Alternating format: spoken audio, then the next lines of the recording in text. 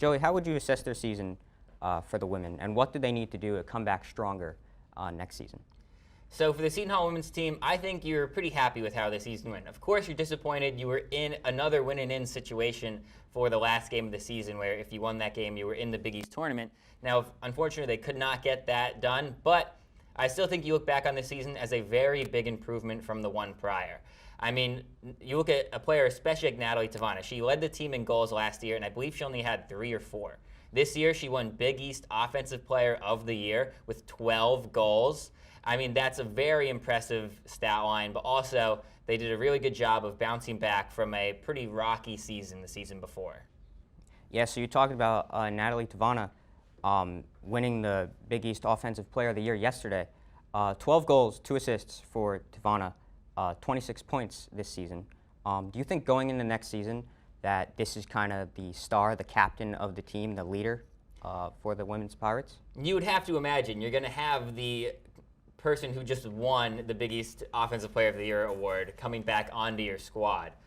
You would imagine that she's going to take a very large leadership role. But also, something that's to note of this team is that they are a young team. I believe in that last game against UConn, there were 6 freshmen in that starting lineup. Now, of course, you are going to be losing a few players. One, I think, importantly, is Chiara Pucci in that back line, who's been absolutely solid for years for that Seton Hall women's soccer team. But on the back line with her is freshman Gia Milano and Lily Camacho. And there's just freshmen all over this lineup. So it's a young team that had a very good season, much better than they expected they were going to have going into it. And so I think you're very happy with what you did. And also now you start looking to next year and even improve upon that.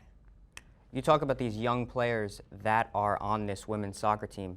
Is there a few that you think will be the ones to step up in this next season besides Natalie?